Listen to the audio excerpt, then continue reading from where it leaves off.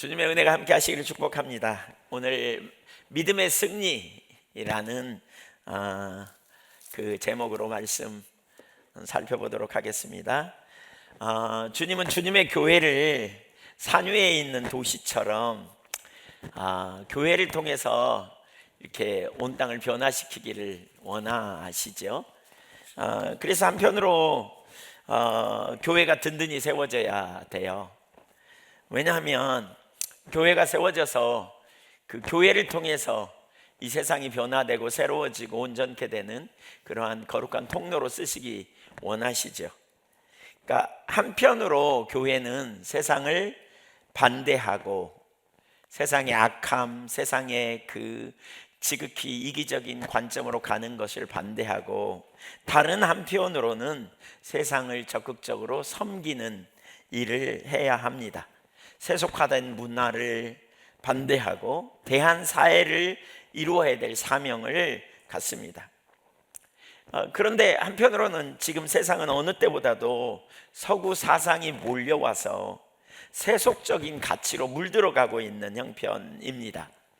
그 방향으로 젊은이들이 점점 세속화되어져 가고 있고, 유물론적인 사상이나 또 그런 니체의 사상을 기초로 정말 자기중심적인 자리에 극하게 돌아가고 있는 그런 현실 속에서 교회를 떠나고 있고, 그러다 보니까 교회 안에 다음 세대가 점점 사라지고, 교회는 한편으로 세상을 선도해야 될 책임이 있는데 외적으로는 점점 영향력을 상실하고, 한때 굉장한 영향력이 있었지만 지금은 그 영향력을 상실해 가고 있고, 내면적으로는 세상적인 모든 죄악이 교회 가운데 이렇게 들어와서 사실 교단을 생각하고 바라볼 때에 또 여러 교회의 모습들을 보면서 한편으로는 되게 마음이 무겁고 또 참 정말 그러한 애통하는 마음, 회개하는 마음이 있습니다.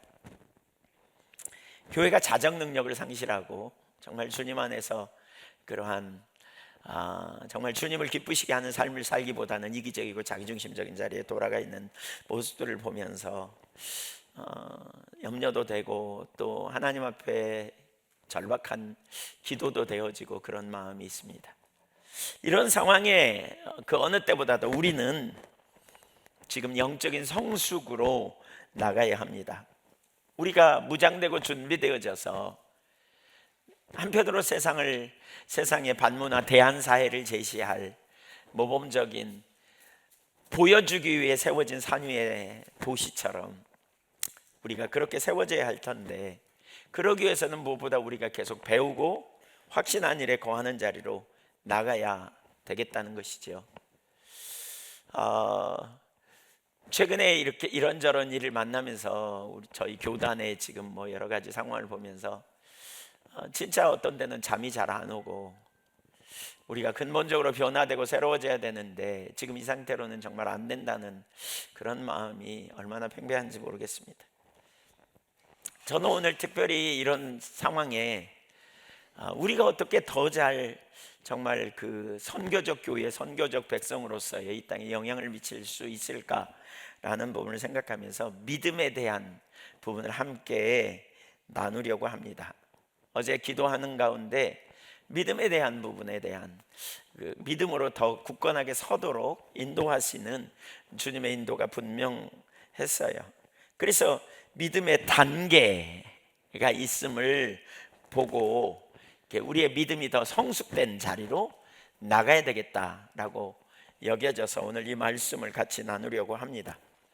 오늘 설교는 특별히 앤드류 머레이의 나를 허물고 주님을 세우는 삶을 읽다가 제가 언젠가 이 부분을 나누려고 정리해 둔 것을 참조해서 오늘 말씀을 나누려고 합니다. 오늘 이 본문은 예수님을 믿는 믿음이 어떻게 성장하는지, 그리고 어떤 단계가 필요한지, 이런 부분들을 보여주는 부분입니다. 그러니까 예수님은 가나에서 그 혼인잔치의 비유, 요한복음에 나오는 첫 번째 그 표적은 혼인잔치에 물로 포도주를 만든 사건이라면, 오늘 두 번째 표적을 여기서 볼 수 있습니다. 이 본문에는 믿음이라는 표현이 3번 나오거든요. 그 믿음의 단계를 보여준다고 할 수 있는데, 첫 번째 믿음, 갈등하고 애쓰고 찾는 믿음입니다. 두 번째 믿음은 안식하는 믿음이고요. 세 번째 믿음은 기뻐하며 승리하는 믿음입니다. 우리는 갈등하고 애쓰고 찾는 믿음에서 안식하는 믿음에서 기뻐하며 승리하는 믿음으로 되어져야 돼요. 이 믿음을 우리가 살펴보면서 우리는 어느 자리에 있는지 돌아보고요, 또 우리의 믿음이 더 자라고 성숙되기를 소망합니다. 첫째, 갈등하고 찾는 믿음. 오늘 본문에 보면 한 남자 이야기가 나옵니다. 그는 이방인으로서 왕의 신하이고, 그는 예수님께 대하여 들은 바가 있었던 사람입니다. 아마도 그는 헤롯의 분봉왕 헤롯 안티파스의 신하였을 거라고 보여집니다. 그는 가버나움에서 사는데, 가버나움은 갈릴리 주변의 도시 중에 하나거든요. 그러니까 도시라기보다는 동네예요. 제가 가보니까 동네예요. 근데 그 가버나움, 물론 꽤 여러 명이 사는, 많은 사람이 사는, 근데 그 가버나움 해당에서 살았는데, 이렇게 그 아들이 옵술병에 걸려 죽어가고 있는 상태였던 것 같아요. 절망에 빠져 있었던 그는 이제 그 예수님에 대한 소문을 들었던 모양입니다. 물로 포도주를 만들었다는 얘기, 그리고 가버나움에서 행하신 수많은 치유의 기적들, 그리고 이제 그 예루살렘에서 행한 일들, 그래서 자기 아들이 죽어가는 상태에 있게 되니까 그가 예수님을 찾아 나선 것입니다. 요한복음 4장 47절, 오늘 본문 47절을 같이 한번 읽어보겠습니다. 시작.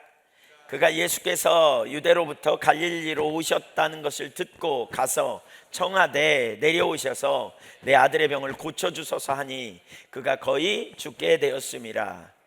여기서 우리는 그 사람의 그 믿음을 볼 수 있습니다. 그는 예수님을 기다렸던 것 같아요.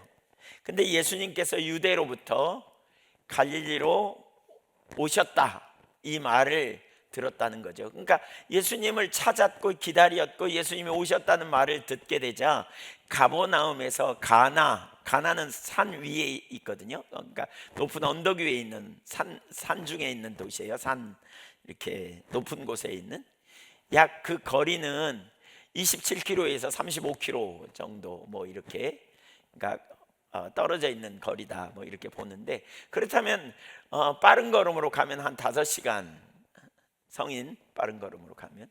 근데 이제 문제는 높은 등산하는 거기 때문에 좀 시간이 더 걸렸을 거고요. 어쩌면 천천히 가도 한 9시간 뭐 이 정도 아마 걸지 않았을까 싶어요. 근데 거기 가가지고요, 예수님을 찾으러 간 거예요. 여기 가서라는 말이 단순하게 나와 있지만 그 땀을 뻘뻘 흘리고 예수님을 열심히 찾아갔죠. 소문과 기대를 기반으로 하는 조건적인 믿음이 그에게 있었던 걸 볼 수 있어요. 가서 예수님께 간청합니다. 주님이 직접 가버나움으로 내려가셔서 내 아들을 고쳐주세요라고 말하죠. 여기서 우리는 그의 믿음을 볼 수 있습니다. 문제가 있고 그 문제를 해결받기 원하는 믿음, 곧 찾고 애쓰는 믿음입니다. 그는 말씀을 붙드는 믿음에 대해서는 아직 모르는 상태였던 것 같고요. 그때 그는 자기식의 기대감을 가지고 있죠. 예수님이 내려가셔서 자기를 찾아 자기와 함께 가셔서 자기 아들을 만나 주셔서 치유해 주시기를 기다리는. 한편으로 그의 마음이 얼마나 절박한지 거기 47절 후반부에 보면 그가 거의 죽게 되었음이라, 이런 표현을 하고 있죠. 한편으로 두려움과 절망적인 마음으로 진짜 예수님을 만나면 문제가 해결될까, 치유될까, 이런 기대감을 가지고 그가 나오게 되었던 것이지요. 그의 믿음은 어떤 믿음입니까? 문제 해결을 기대하는 믿음, 자기 필요를 채우기 위한 믿음, 이것이 바로 2단계의 믿음입니다. 애쓰고 힘쓰며 찾지요. 갈등하면서. 이것이 바로 첫 번째 단계의 믿음입니다. 근데 그의 믿음은 예수님 자신을 향한 것이라기보다는 그분에게서 나타나는 능력을 기대하는 믿음이었다라고 말할 수 있습니다. 그래서 예수님은 그에게 이렇게 말씀합니다. 48절을 보겠습니다. 예수께서 이르시되 너희는 표적과 기사를 보지 못하면 도무지 믿지 아니하리라. 그러니까 주님의 능력에 대한 기대감은 있었지만 주님을 믿는 일까지는 아니었던 것 같아요. 표적과 기적을 보면 너희가 도무지 믿지 아니하리라 그랬잖아요. 그러니까 믿는 것도 아니고 안 믿는 것도 아니고 주님을 향해 나왔으니까 믿음이 있는 것 같지만 진짜 주님 자신을 믿지는 않은 상태지 않았나 싶어요. 근데 여기 재밌는 표현이 있죠. 지금 예수님이 누구와 대화하느냐면 그 왕의 신하와 대화하거든요. 그러니까 너는 이렇게 말해야 옳아요. 근데 너희는 이라고 표현하는 걸 보면 이것은 뭘 가르치냐면 그 당시에 갈릴리에 있었던 그 당시에 많은 사람들의 믿음이 표적과 기사를 보기 원하는 자리에 머물러 있었던 걸 볼 수 있어요. 사실 이것은 믿음의 본질을 드러내는 말씀입니다. 믿음의 본질이 뭐냐면 인격체이신 하나님을 알고 인격체이신 주님을 개인적으로 믿는 것, 이게 믿음입니다. 그런데 사람들은 그렇지 못했던 것 같아요. 예수님이 오시기 직전, 그러니까 거기 오기 직전 사마리아 사람들은 41절에 보니까 말씀만 듣고 믿었다 이렇게 표현하거든요. 이게 정상적인 믿음이에요. 한번 읽어보죠. 41절 예수의 말씀으로 말미암아 믿는 자가 더욱 많아 그랬죠. 말씀으로 믿는 자였죠. 그러나 갈릴리 사람들은 예루살렘에서 행한 표적을 보고 믿었다라고 말합니다. 45절 한번 읽습니다. 갈릴리에 이르시매 갈릴리인들이 그를 영접하니 이는 자기들도 명절에 갔다가 예수께서 명절 중 예루살렘에서 하신 모든 일을, 예루살렘에서 예수님이 놀라운 능력을 행하셨어요. 그러니까 그걸 보고 예수님을 따랐다, 영접했다 그렇죠. 지금 온 예수님을 찾아온 왕의 신하도 그 표적에 의존하는 갈릴리 사람들의 믿음과 같았어요. 그들은 예수님을 믿은 것이 아니라 그 능력을 의존하는 믿음을 가졌다는 거죠. 그래서 예수님은 그 왕의 신하뿐 아니라 그 사람들 전체에게 그렇게 말하는 거예요. 너희는 표적을 보지 못하면 믿지 않는다 이렇게 말씀하는 거죠. 이게 요한복음에 반복해서 나오거든요. 그러니까 요한복음 그 19장에 보면 그런 표현이 있어요.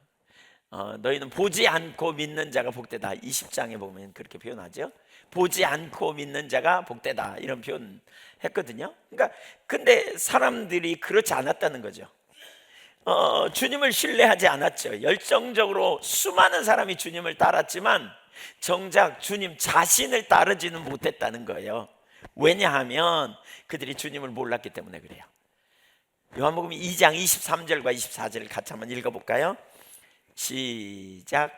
6월절에 예수께서 예루살렘에 계시니 많은 사람이 그의 행하시는 표적을 보고 그의 이름을 믿었으나 예수는 그의 몸을 그들에게 의탁하지 아니하였으니 이는 친히 모든 사람을 아심이요. 사실 예수님이 누굽니까? 하나님의 아들 구원자입니다. 요한복음에 보면 표적이라는 표현이 여러 번 나오거든요. 그리고 이제 그런 역사들이 여기 첫 번째 표적, 두 번째 표적 이렇게 나오잖아요. 7개의 표적이 나와요. 근데 이 표적이라는 말을 영어로 뭐라고 말하냐면 사인이라고 번역했어요. 사인. 그러니까 표적이 뭐냐면 이런 거예요. 어떤 상황을 통해서 어떤 거를 가르치는 거예요. 가르쳐요. 자, 여러분 제가 지금 가르치고 있죠? 예, 가르치고 있죠? 여러분은 뭘 보세요? 제 손가락을 보신가요? 가르치는 방향을 보신가요? 방향을 봐야 정성이잖아요. 근데 지금 사람들이 그러니까 표적은 지금 이거예요. 가르치는 방향을 봐라. 그 가르치는 방향이 뭐냐? 예수님이 그리스도야. 이걸 가르치는데 사람들은 어디에 눈이 갔냐면 손가락 끝에만 있어요. 손가락에 초점이 가 있는 거예요. 능력에만.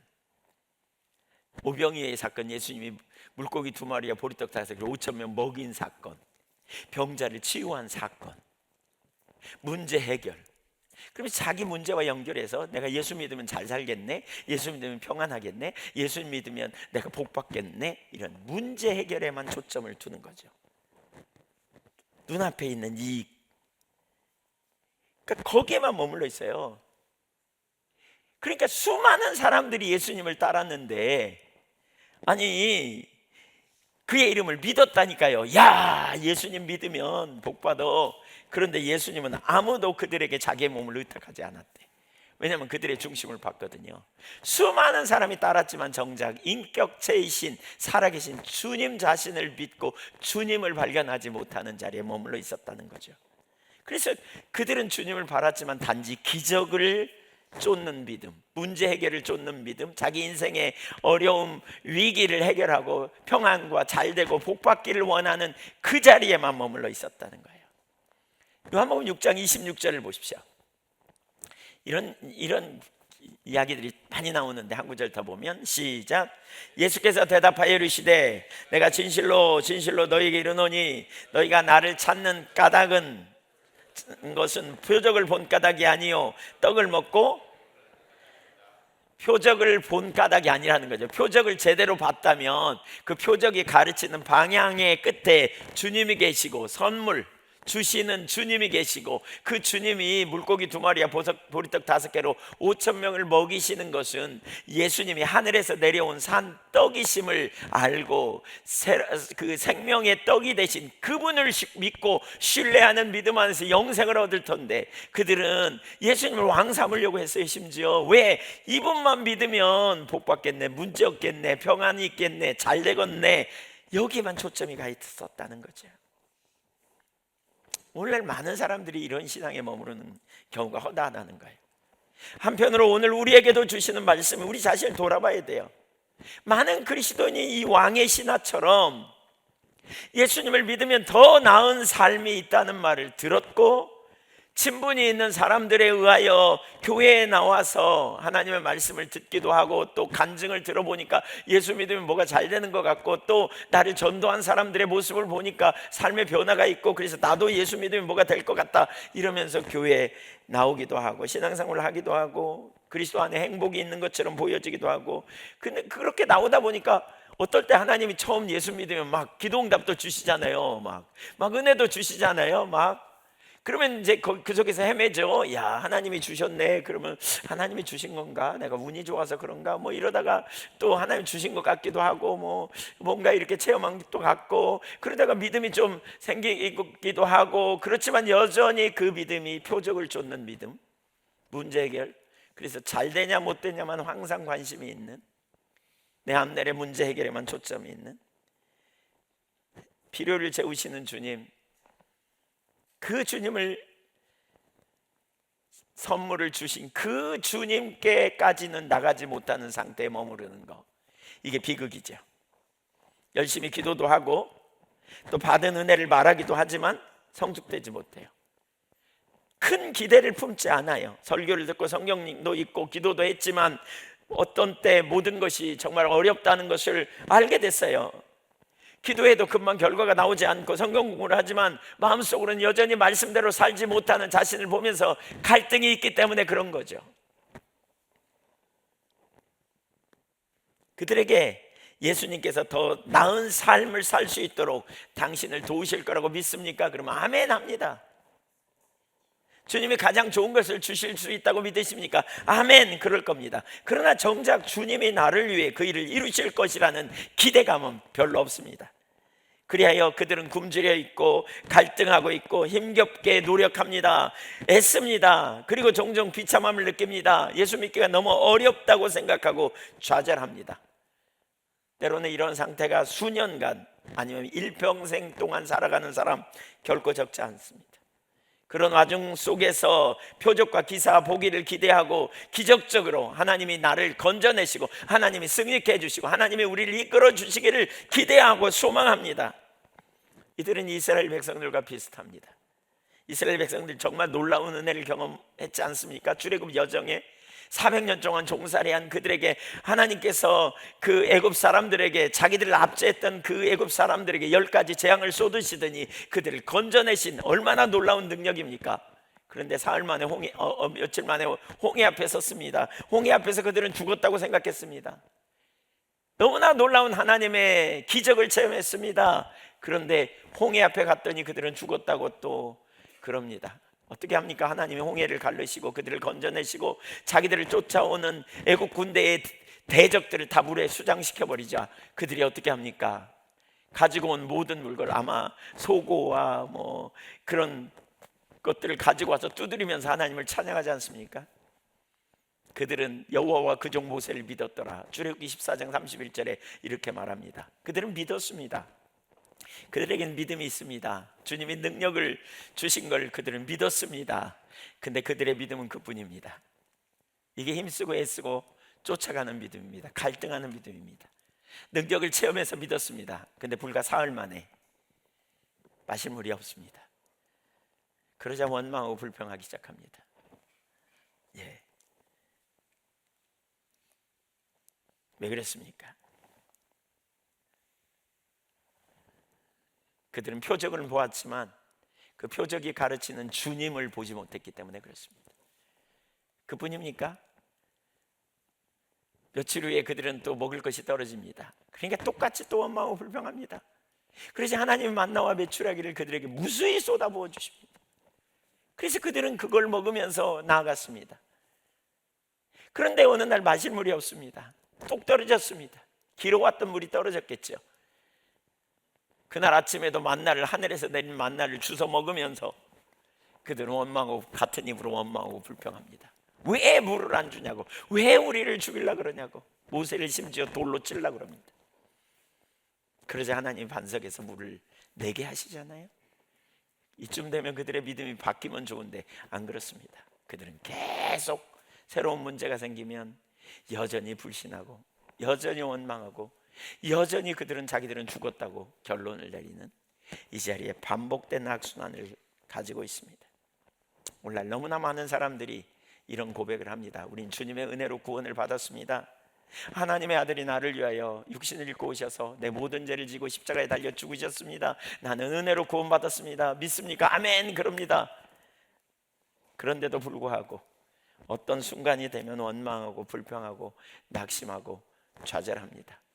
하나님의 아들이 구속한 건 구속적 사건으로 그냥 땡치고 지금 현재적으로는 여전히 내 앞에 있는 작은 문제, 크고 작은 문제 앞에서 우리는 갈등하고 혼돈하고 헤매고 좌절해버리는, 뭐가 문제입니까? 이것이 바로 1단계의 믿음이에요. 1단계의 믿음 뭡니까? 애쓰고 갈등하고 힘쓰는 믿음. 그들은 표적을 경험했지만 그것이 우리에게 어떻게 작동하고 그게 뭘 의미하는지, 우리에게 선물을 주신 분이 누군지, 그리고 그분이 행하신 일이 결국 우리에게 어떤 의미가 있고 그것이 우리에게 어떻게 세상 끝날까지 우리에게 능력인지 이게 안 보인 거죠. 그러니까 1단계의 믿음은 항상 거기서 헤매는, 혼돈하는, 그 자리에 머무르는 자리에 있는 거죠. 갈등하고 애쓰고 찾는 것. 물론 이것은 믿음의 시작점입니다. 구하고 소망하는 믿음. 근데 여기서부터 시작 왔다면 이제 우리의 믿음은 반드시 더 자라고 성숙된 자리까지 나가야 합니다. 제가 오늘 설교하다 보니까 최근에 얼마 전에 저랑 상담했던 분이 계시거든요. 예, 어떤 분이 계세요. 근데 오늘 안 오신 것 같아. 이 설교 들어야 되는데 제가 보니까 안 오시는 것 같아요. 네, 안타깝습니다. 예, 하여튼 네. 그럼 어떻게 해야 돼요? 어떻게 잘할 수 있을까요? 두 번째 믿음으로 가야 됩니다. 두 번째 믿음, 안식하는 믿음.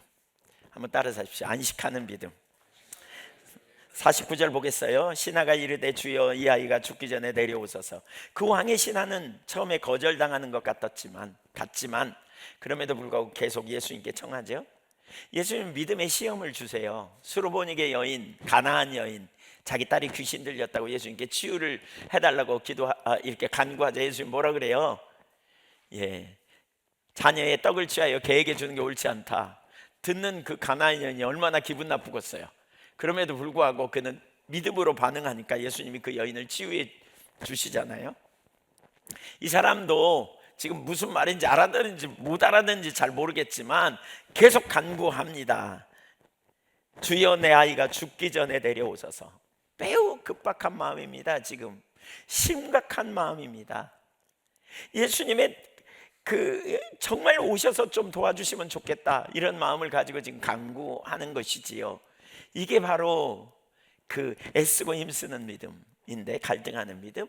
근데 놀라운 반전이 일어나요. 여기서 4장 50절 읽어보겠습니다. 시작. 예수께서 이르시되 가라, 내 아들이 살아있다 하시니 그 사람이 예수께서 하신 말씀을 믿고 가더니. 여기 뭐라고요? 예수님이 뭐라고요? 가라, 내 아들이 살아있다. 살아있다는 말은 현재형입니다. 살아있게 된다, 그런 의미예요. 자, 주님, 내 아들이 살아있다, 이런 말씀을 하시죠. 한편으로 여러분 이 구절을 읽으면서 그런 생각 안 드세요? 여러분이 왕의 신하라면 지금 무슨 말을 하는 거예요 지금? 예, 지금 이런 생각이 들 수도 있지 않겠어요? 내가 아들 고쳐주면 좋겠다 싶어서 이렇게 달려왔는데 가라고? 직접 안 가고? 뭐 이런 생각 할 수도 있잖아요. 근데 왜 주님은 말씀으로만 하셨을까? 이게 주님의 시험이에요. 죽을 위기에 놓인 아들, 그런데 살아있다, 염려하지 마라, 가라, 지금 그렇게 얘기하잖아요. 그건 뭐냐면 그를 믿음의 길로 내보내는 모습입니다. 이것은 그가 갈릴 사람들에게 진정한 표적이 당신 자신이라는 사실을 가르쳐주기 위함이었을 거라고 봅니다. 그런데 놀랍게도요, 이 구절에서 여러분 이 본문을 가만히 보십시오. 이 본문에서 놀랍게도 왕의 신하는 예수님의 하신 말씀을 믿었습니다. 이걸 잘 봐야 합니다. 이제 거기 보세요. 예, 그가 어떻게 믿었는지 안 나왔죠. 그가 불평했다는 말도 없죠. 믿고 그는 내려갔습니다. 믿었다라고 말하고 그는 갔습니다. 그 말을 믿고. 눈에 보이는 증거가 없는데도, 하나도 없지만 그는 예수님의 인격을 신뢰하고 그분의 말씀을 진리로 받아들여 그는 갑니다. 곧 믿음으로 그는 행동하였던 것입니다. 이렇게 보면 그는 믿음의 사람이 되었습니다. 그 일이 이루어졌다는 증거도 하나도 없고 그를 부추기는 사람도 없지만 그는 예수님의 말씀을 믿었습니다. 자, 여기서 이제 우리가 깊이 생각해 봐야 될 게 있습니다. 어떻게 그가 이렇게 믿음을 갑자기 갖게 됐을까 하는 거예요. 그가 그 말씀을 믿고 그가 가게 되는 그 믿음이 어떻게 그에게 솟아 올라왔을까 하는 거예요. 여기 아주 중요한, 우리가 그 안식하는 믿음으로 가는 과정에 우리가 생각해 봐야 될 중요한 요소가 있어요. 그가 이런 믿음을 가질 수 있었던 것은요, 두 가지라고 할 수 있어요. 하나는 말씀은 살리는 능력이 있다는 사실이에요. 하나님의 말씀은 살리는 능력이 있어요. 말씀 그 자체가 능력인 것을 우리가 기억해야 돼요. 로마서 10장 17절 한번 보겠습니다. 로마서 10장 17절 시작. 그러므로 믿음은 들음에서 나며, 잠깐만요, 믿음은 들음에서 나온다, 그 말입니다. 믿음은 들음에서, 말씀을 들을 때 우리 안에서 나오게 되는 거죠. 나와, 믿음은. 그러니까 말씀 그 자체가 능력이에요. 말씀을 통해 우리 안에 믿음이 드러나요. 이렇게 나와요, 믿음이. 말씀을 통해. 그러면서 그 다음에 뭐예요? 들음은 그리스도의 말씀으로 말미암느냐. 아무 말이나 들으면 믿음이 나오는 게 아니고 그리스도의 말씀을 들을 때 믿음이 나오게 된다, 그 말이에요. 여기 그리스도의 말씀이라는 말을 레마라고 말하고 있거든요, 원어에. 그 레마라는 거는 뭐냐면 개인적으로 내게 들려지는 말씀이에요. 그러니까 어느 날 이게 하나님이 그러시구나, 이게 내게 꽉 깨달아진 말씀, 내게 분명하게 인식되는 말씀으로 들려지게 될 때에 믿음이 우리 속에서 나오게 된다. 지금 그 얘기입니다. 그래서 여러분, 말씀을 듣는 순간에 그런 은혜가 여러분에게 생겨져야 돼요. 여러분 혹시 그런 경험 해보셨나요? 염려를 하고 왔어요. 교회에 염려가 있어요. 뭐 교회 와서도 그렇고 개인적으로 기도할 때도. 근데 설교를 듣는 순간 하나님이 능력의 하나님이라는 사실을 알게 되고, 하나님이 내 필요를 채우시는 분이구나, 이걸 알게 되면 갑자기 깨달아질 때 염려가 계속 있어요? 날아가 버려요? 날아가 버려요. 이게 뭐예요? 믿음이 난 거예요. 믿음이 난 거예요. 말씀을 듣는 순간에 믿음이 확 내 속에서 올라오는 거죠. 바로 이런 일이 일어난 거예요. 이런 일이.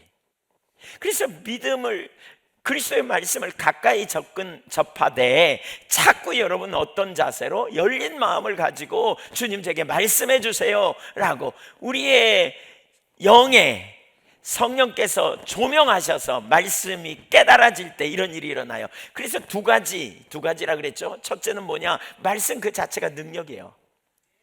말씀이 생명이에요. 두 번째로는 성령이 조명하실 때 우리에게 적용하게 되어지는 일이 일어나요. 그래서 고린도전서 12장 3절에 보면 성령으로 하지 않고는 아무도 예수를 주시라 할 수 없다 그랬어요.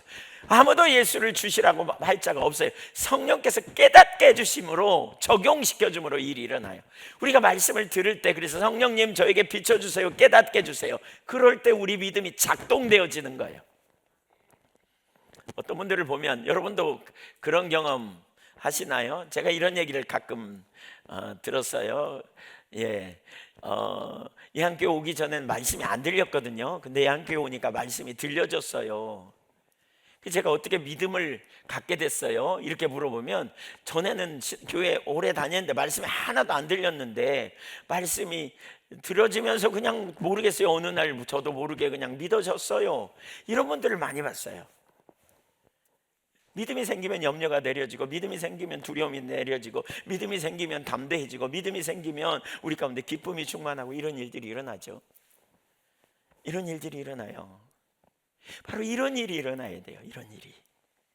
그는 애쓰고 추구하는 믿음에서 이제 다음 단계의 믿음, 이게 뭐냐? 안식하는 믿음입니다.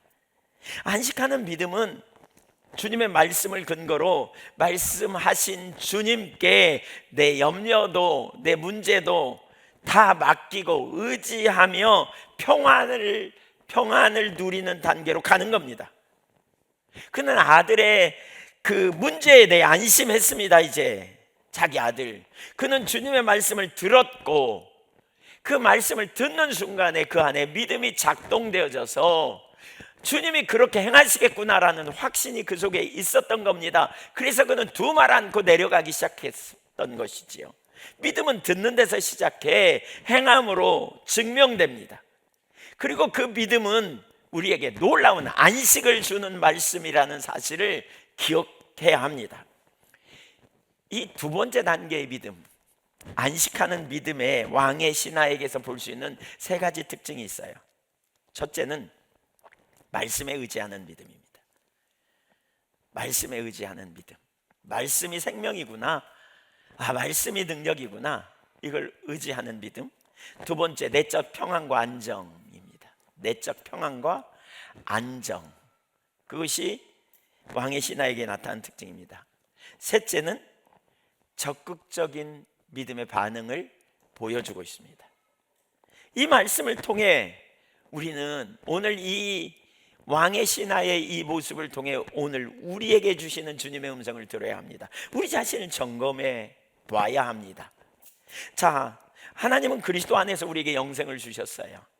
요한복음 5장 24절, 내가 진실로 진실로 너희에게 이르노니 내 말을 듣고 또 나 보내신 이를 믿는 자는 영생을 얻었고 심판에 이르지 아니하나니 사망에서 생명으로 옮겼느니라. 또한 예수님은 더 풍성한 생명이 주님을 믿는 자들에게 있다고 요한복음 10장 10절 하반부에 내가 온 것은 양으로 생명을 얻게 하고 더 풍성히 얻게 하려는 것이라. 예수 그리스도는 우리에게 이렇게 약속하십니다. 조금 있으면 세상은 다시 나를 보지 못할 것이라되 너희는 나를 보리니 이는 내가 살아있고 너희도 살아있겠습니다. 요한복음 14장 27절을 보세요. 평안을 너에게 끼치노니 곧 나의 평안을 너에게 주노라. 내가 주는 것은 세상이 주는 것과 같지 아니하리라. 너희는 마음에 근심도 하지 말고 두려워하지도 말라. 골로새서 2장 15절 보실래요? 통치자들과 권세들을 무력화하여 드러내어 구경거리로 삼으시고 십자가로 그들을 이기셨느니라. 우리 안에 계신 이가 세상에 있는 자보다 크다. 이게 성경의 약속이에요. 이것은 단순한 말씀이 아니에요. 하나님의 말씀이고요, 우리에게 믿음과 소망을 주시는 말씀이고요, 우리에게 약속의 말씀인 것을 기억해야 돼요. 우리에게 주신 약속의 말씀. 주님이 우리 안에 계시다면 우리는 그 평안이 우리는 당연히 평안을 누려야 돼요. 주님과 평안을 분리할 수 없어요. 여러분 한번 생각해 보세요. 태양이 떠올랐어요. 그럼 우리는 당연히 그걸 통해 뭘 기대해요? 빛을 기대해요. 태양이 떴는데 빛이 없을 수 있나요? 없어요. 누가 가리지 않는 한, 이렇게 달이 가리든지 그러면. 그렇지만 그 사이로도 빛은 감출 수 없어요. 태양과 빛을 분리 안 돼요. 분리될 수 없어요. 태양은 빛과 같은 정체성을 가지고 있어요. 예수님과 평강이 이와 같다는 거예요. 예수님과 평강이 이와 같아요. 예수님이 우리 안에 계시는데 우리는 평강을 위해 노력하고 찾고 구해야 평강이 있는 게 아니고요, 그분 자신이 곧 샬롬이에요. 그분이 우리 안에 함께 하실 때 그분의 샬롬이 우리 안에 넘치는 거예요. 그분 생명이신 주님이 우리 안에 거하실 때 우리는 그분 안에서 그분의 생명이 우리 안에 있음을 인식해야 돼요. 불 꺼진 태양이 말이 안 되는 것처럼 주님이 우리 안에 거하실 때 우리는 그분의 생명을 누려요. 그분의 평강이 우리의 것이고 그분의 승리가 저와 여러분의 것임을 믿으십시오. 주님 없는 평강, 주님 없는 안식, 다 말이 안 되는 얘기예요. 주님의 평강을, 주님과 안식을 분리할 수 없다는 사실을 우리가 인식해야 돼요. 주님이 함께 하시면서 주신 모든 약속이 우리에게, 우리 안에 실제가 된다는 사실을 믿는 거예요. 진짜 주님이 우리 안에 계시다면 그분의 모든 약속은 얼마든지 예가 되는 거예요. 주님이 우리와 함께 거하시기 때문에 우리가 그 하늘 위에서 내려오는 그 놀라운 평강, 그 안식을 우리는 이 땅에서 누리고 경험하며 살아갈 수 있다는 거죠.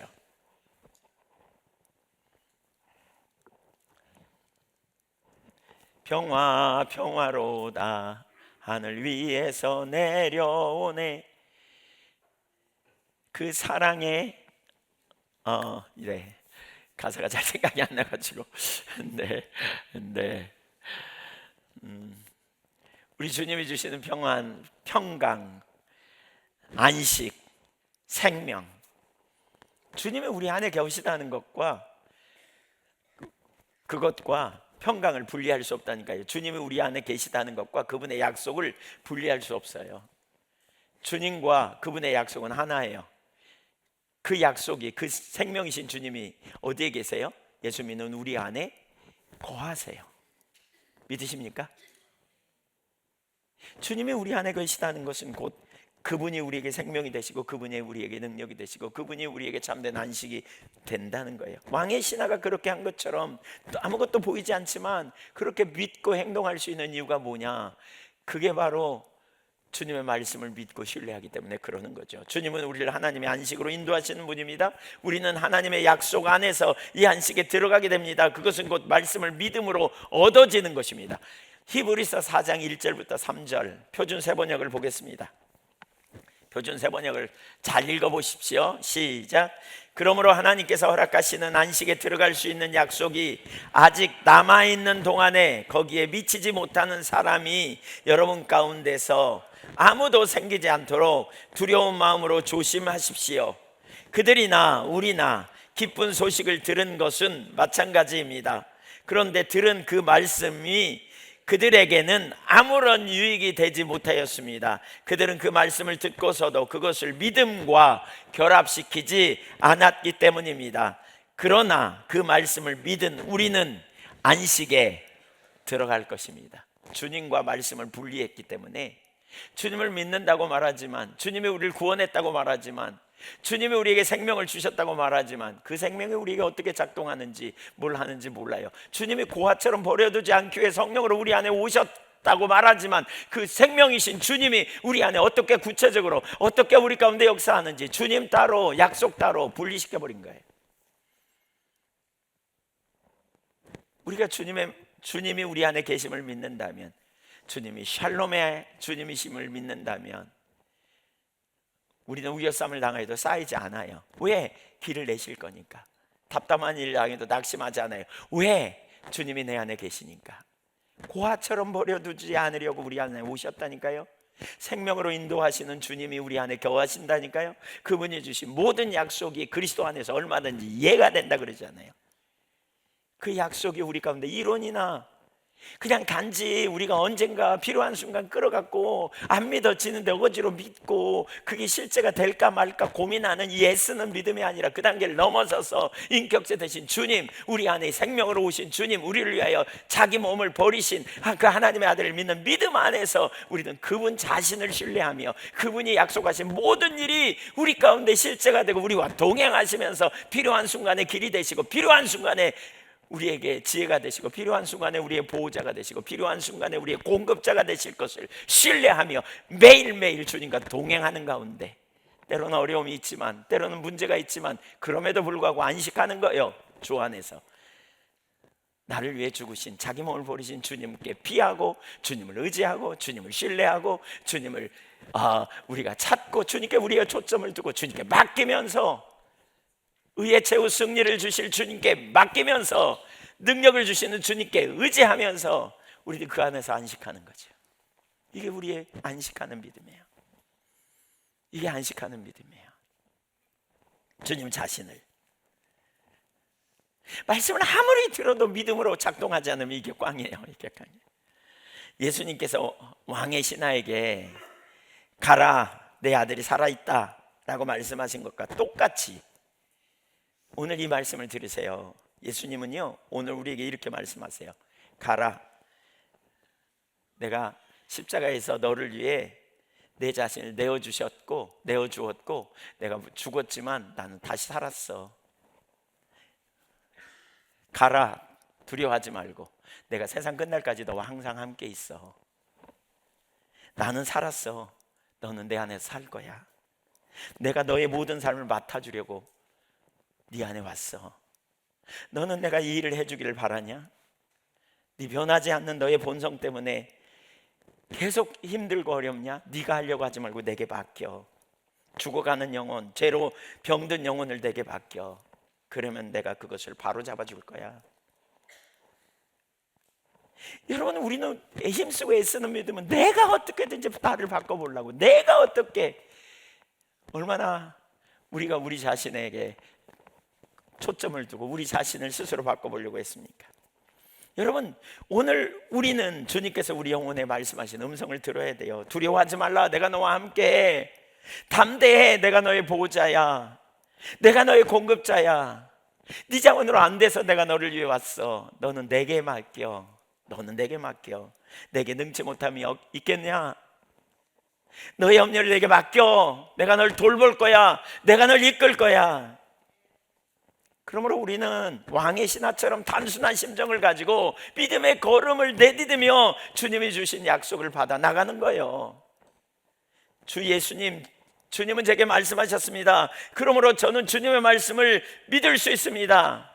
저는 주님께서 기꺼이 제가 전에 생각하던 것 이상의 존재가 되어주시리라는 사실을 제가 알았습니다. 저는 주님께서 가장 실제적이고 확고한 의미에서 기꺼이 저의 생명이 되어주시고 저를 풍성한 생명으로 인도하실 걸 제가 신뢰합니다. 나 어느 곳에 있든지 늘 마음이 편하다.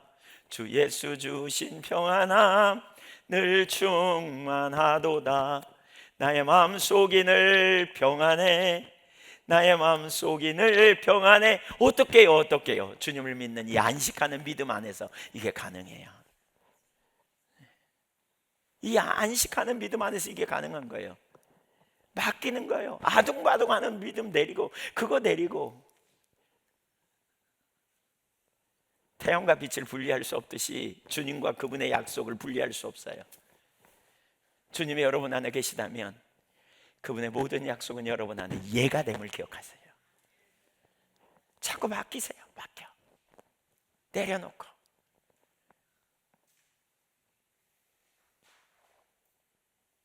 나 약해 있을 때에도 주님은 함께 계시고 그러잖아요.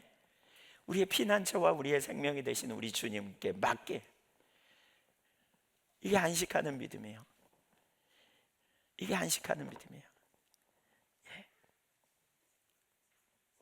예수님이 나를 위하여 독생자를 자기 몸을 버리시고 십자가에 달려 죽으신 그 주님이 기꺼이 나를 보호하시고 지켜주시고 피를 채우시고 길을 내시고 돌봐주실 것을 신뢰함으로 주님께 맡기는 거예요. 염려가 있을 때, 문제가 있을 때, 뭐가 앞이 안 보일 때 주님께 맡깁니다. 주님 의지합니다. 구원하신 주님이 능력으로 그 다음 순간도 그 다음 순간도 인도하실 걸 제가 신뢰합니다. 그리고 주님께 찬양과 경배를 드리며 혼돈이 오죠. 때로는 의심도 와요. 이 아마 왕의 신하에게 의심이 오지 않았을까요? 근데 그 물리쳤겠죠. 왜? 믿음이 그의 마음에 있으니까. 믿음으로 이기며 돌파해내며 극복해내며 진리로 동의하여 믿음으로 나가는 거죠. 거기에 놀라운 승리를 우리가 경험하게 되는 것입니다. 우리는 살아계신 그리스도께서 우리를 지켜주실 것이라는 사실을 바로 알고 주님에 대한 믿음을 가지고 나가야 합니다. 계속해서 주님을 보는 것입니다. 주님은 성령으로 우리 안에 내주하십니다. 우리를 구체적으로 인도하시는 분이십니다. 그래서 주님께 귀를 기울여 나가는 거죠. 그러면 우리는 그리스도의 삶을 우리의 모든 행동 속으로, 우리의 모든 행보와 대화 속으로 가져오는 그 은혜를 누리게 될 것입니다. 예수님 안에서 안식하는 믿음, 그 믿음은 우리의 모든 것을 주님께 맡기는 겁니다. 주님께 내어드리는 겁니다. 하나님의 사람들은 이런 믿음의 안식을 누렸어요. 다니엘과 세 명의 친구들을 보세요. 그들은 목숨이 경각에 달린 순간에도 하나님과 그 약속을 신뢰함으로 안식을 누렸지 않습니까? 그리고 하나님의 영광을 경험하지 않습니까? 바울 사도는 아시아에서 사형 선고를 받은 줄 알 만큼 힘들고 어려웠지만 그러나 주님께 맡겼습니다. 내가 사는 것도 그리스도니 죽는 것도 유익함이라. 그가 이런 고백을 하죠. 사는 것도 그리스도니 죽는 것도 그는 주님께 맡겼습니다. 맡긴 이후의 결과를 뭐라 그럽니까? 죽는 것도 유익이다. 이거 상업적 그 용어로요, 이익을 남기는 일이다. 난 죽는 것이 훨씬 더 이익이 남는 일이야. 왜냐하면 그 하늘에 가니까. 이 온전한 신뢰입니다.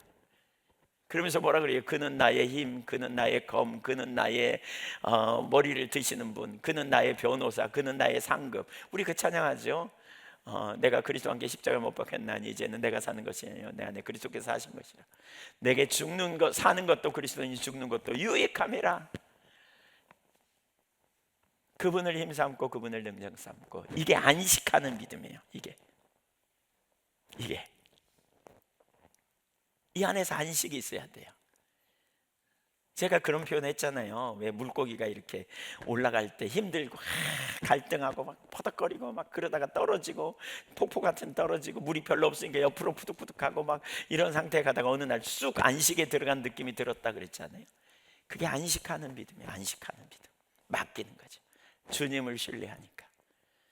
누구보다도 가까이 우리와 함께 계시고, 누구보다 나와 동행하시고, 누구보다도 나를 아시고, 누구보다도 나를 사랑하시고, 그 주님이 주신 수많은 약속들이 다 실제인 거죠. 다 실제. 우겨쌈을 당해도 쌓이지 않을 거다. 감당치 못할 시험 허락지 아니할 것이다. 세상이 줄 수 없는 평강으로 내가 너와 인도할 거다. 고아처럼 버려두지 않으려고 내가 너에게 왔다. 하나하나가 놀라운 약속이죠. 생명이신 주님이 나의 약속이 되시고, 나의 약속이 곧 주님이시고, 그래서 나는 주님을 신뢰함으로 그 약속 안에서 맡기고 드리고, 나는 하나님의 길을 따라 묵묵히 나갈 때 주님이 놀라운 승리로 이끄실 걸 아는 거죠. 의의 최후 승리를 믿기 때문에. 이게 안식하는 믿음이에요. 이게 안식하는 믿음. 우리 모두에게 이 믿음이 더 열려지기를 축복합니다. 그래서 염려가 내려져요. 안식하는 사람은 염려 내려요. 잠깐 기분 나빠갖고 뒤집어질 수 있지만, 감정이 잠깐 상할 수 있지만, 그러나 이 또한 주님이 가장 좋은 길로 인도할 거다, 합력해 선을 이루실 거다. 그래서 하나님 믿음으로 신뢰하고 일어나는 거죠. 그리고 하나님께 귀를 기울이는 거죠. 문제가 있을 때 왜 하나님이 길을, 내가 너의 길이야 그랬잖아요. 길 대신 주님께 귀를 기울여. 왜? 길을 찾기 위해서. 길을 찾기 위해서. 여러분, 믿음은 보는 데서 나오지 않아요. 기억하세요. 믿음은 보는 데서 나오지 않아요.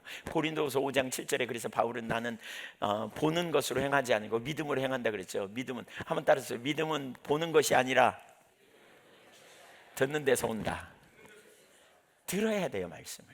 성령의 조명으로 깨달아질 때 이게 보이고 맡기고 의지하고, 그래서 하루하루 어느 곳에 가든지 어떤 상황에서든지 우리 주님이 나를 보호하시고 지키시고 돌보실 거라는 강한 확신 속에서 안식하는 믿음, 이 믿음이 있으셔야 돼요. 이 믿음이. 이게 믿음의 두 번째 단계예요. 여러분 중에 어떤 분은 약속을 의지하고 살아가는 삶을 힘든 삶이라고 생각할 수도 있어요. 이것은 영원하신 하나님을 의지하는 삶을 의미해요. 약속을 믿는다는 것과 하나님을, 영원하신 하나님을 의지하는 삶을 말해요. 근데 그게 뭐가 힘들어요?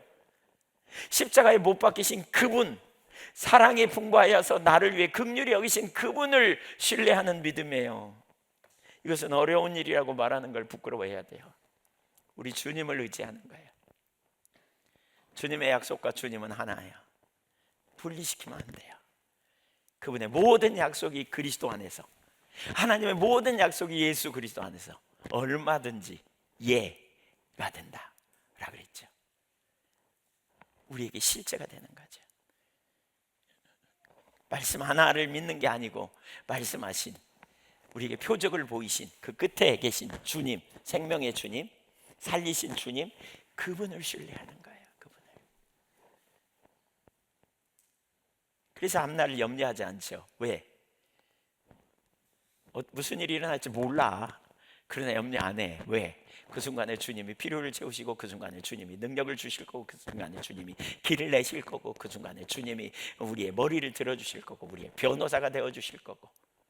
우리 자녀의 앞날을 내가 장담할 수 없어. 그러나 염려 안 해. 왜? 주님께 맡겼으니까. 이 아이를 주님이 돌보실 걸 신뢰하는 거죠. 가다 보면 거꾸로 처박히기도 하고, 가다 보면 엉뚱한 짓을 하고, 그러나 주님께 맡기는 거죠. 이게 믿음이죠. 주님이 의인의 자녀는 걸시감을 받지 않는다 그랬고, 여호와를 경외하는 자의 자녀를 돌보신다 그랬고, 이 말씀을 믿는 거죠.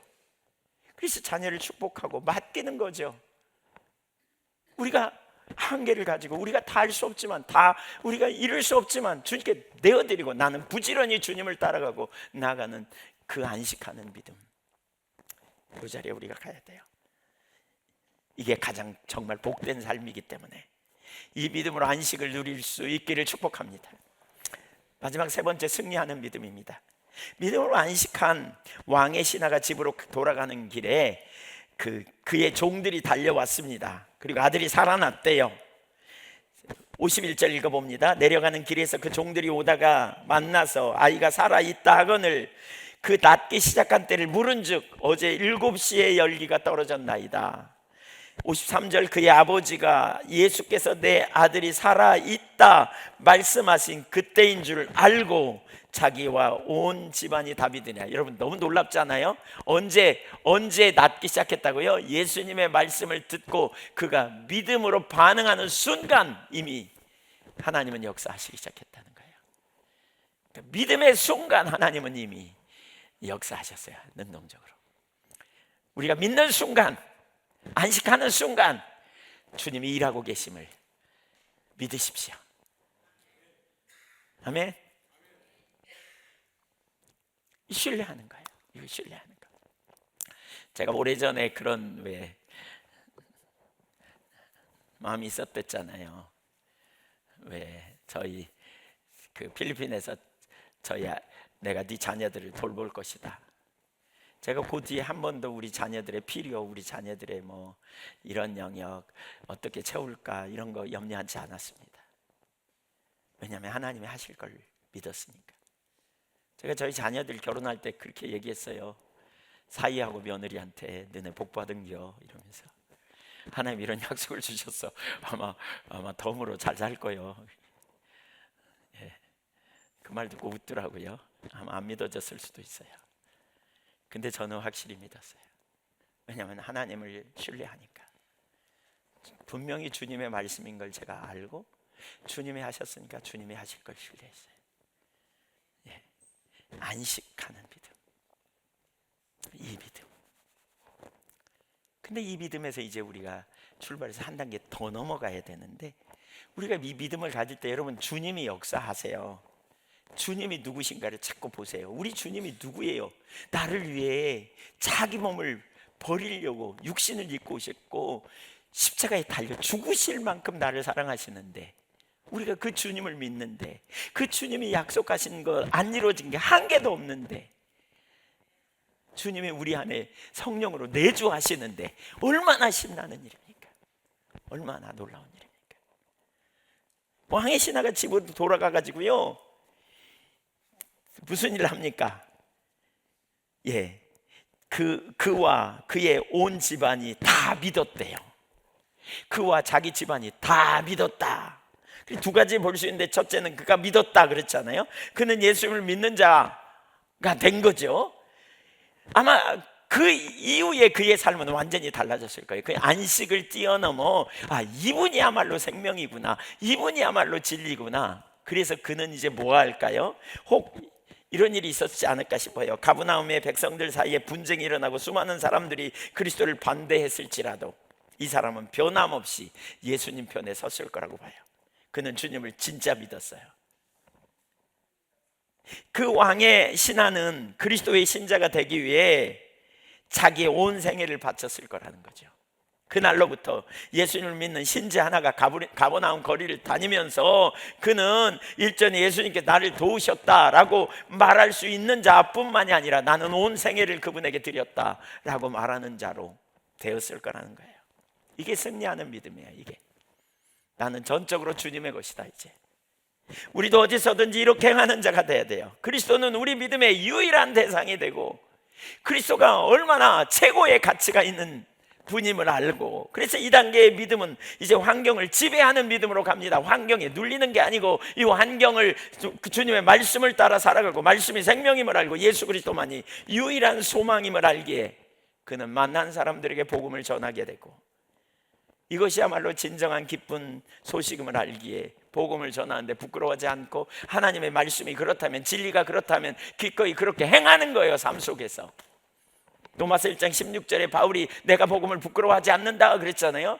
왜냐하면 이 복음이 모든 믿는 자에게 구원을 주신 하나님의 능력이 되기 때문이다. 유대인에게나 헬라인에게나. 그래서 복음에 미친 거죠. 복음에 그냥 확 사로잡힌 거죠. 그래서 복음 전하는 일, 왜? 사람들은 모르니까요. 이번에 누가 저에게 영상을 보내줘서 보니까 CGN TV에서 이거 방영했던데, 미국의 어느 목사님이 50대까지 사업을 잘했어요. 자기는 돈을 쫓는 사람이었다고 그러더라고요.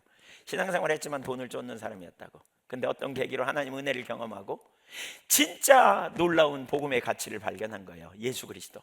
그래서 그가 사람들에게 복음을 전하는데 이게 쉽지 않더라는 거예요. 그래서 누구에게 복음을 전할까? 진짜 필요한 사람들에게 복음을 전하자. 진짜 복음을 잘 받아들이는 사람들에게 전하자. 그래가지고요, 노숙자들을 찾아가기 시작했어요.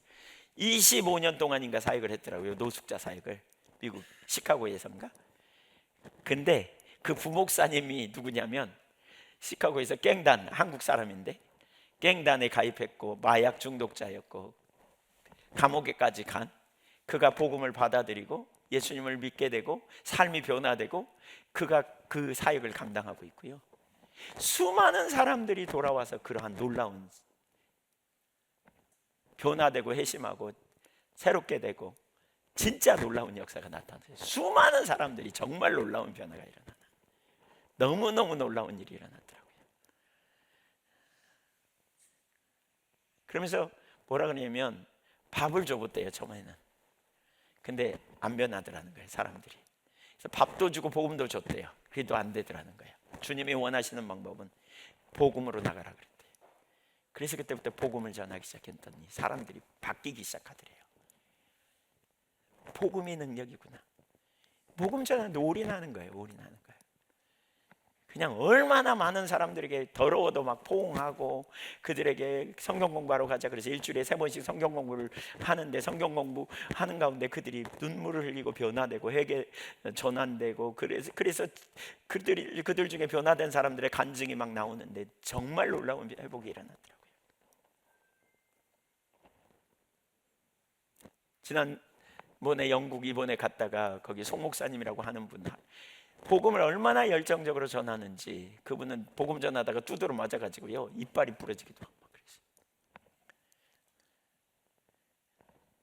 근데 그렇게 열정적으로 전하고 무슨 차이일까요? 봤어요. 주님이 누군지 봤어요. 그러니까 전부를 거는 거죠. 바울과 실라가 감옥에 갇힌 얘기가 사도행전 16장 25절에 나오죠. 근데 감옥에 가서도 뭐해요? 찬송하고 기도해요.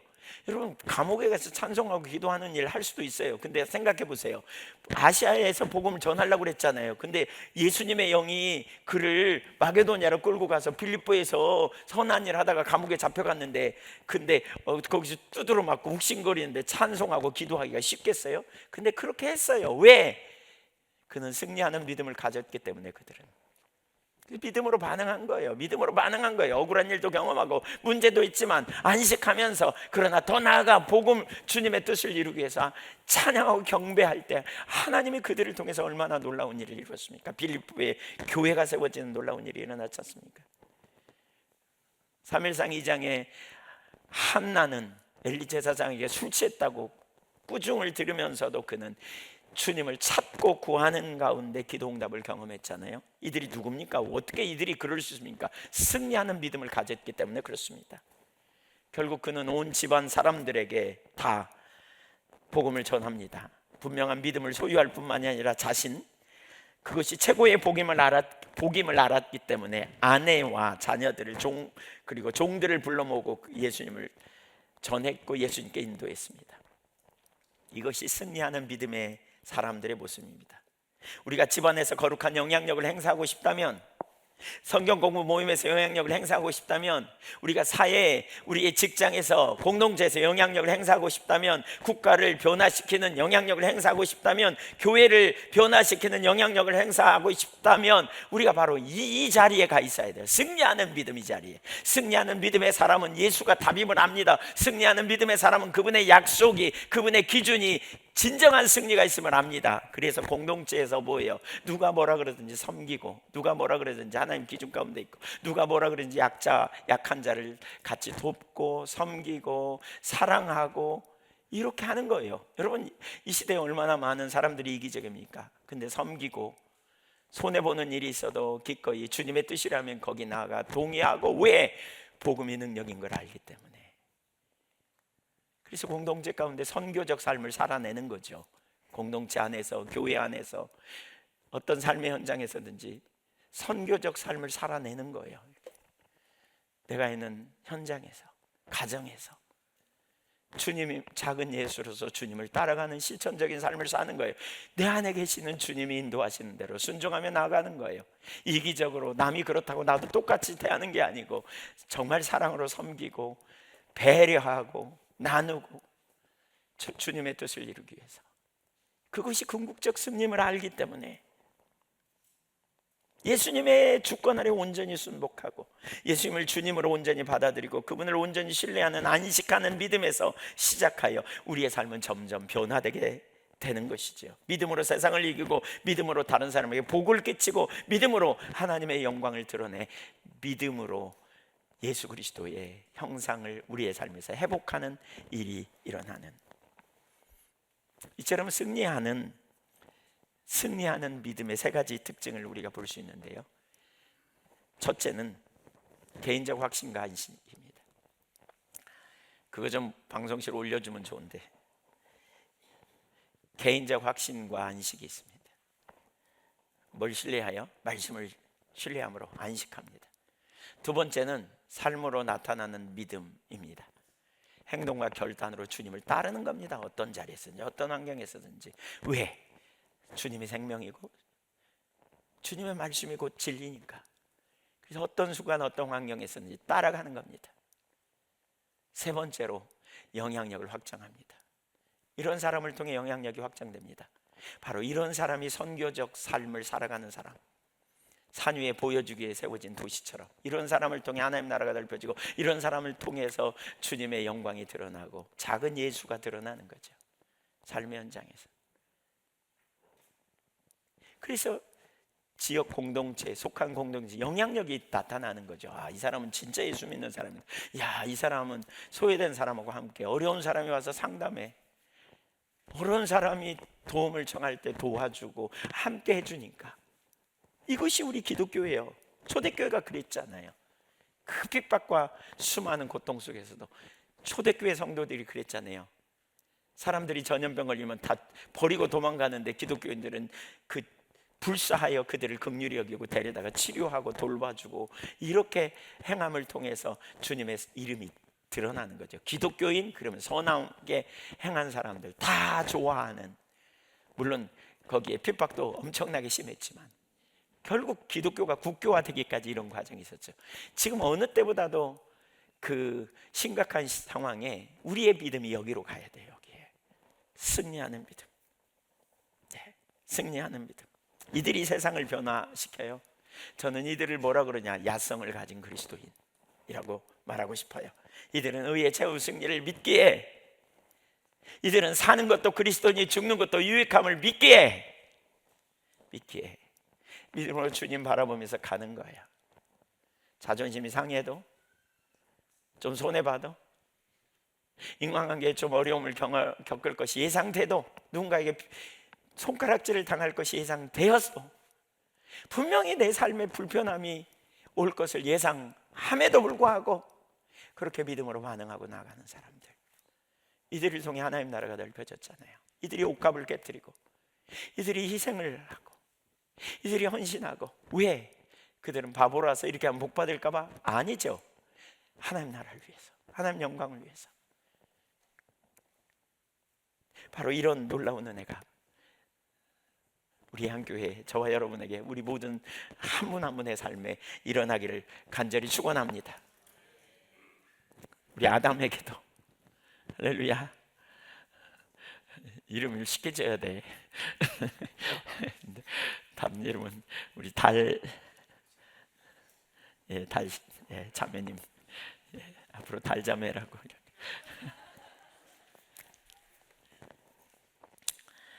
예수 그리스도께서 여러분 안에 살고 계심을 믿으십시오. 여러분의 길을 가고 당당히 걸어가십시오. 여러분의 길을 위축되거나 두려워 말고 가십시오. 하나님의 아들의 말씀, 그 능력 안에서 안식을 누리십시오. 볼자다 내가 세상 끝날까지 함께 있으리라 말씀하셨어요. 마음을 활짝 열고 그리스도를 기쁘게 받아들이고 그분이 마음속으로 들어오셨다는 사실을 믿으면서 담대히 나가십시다. 주님 안에서 놀라운 승리가 우리 가운데 넘치게 될 줄로 믿습니다. 기도하겠습니다.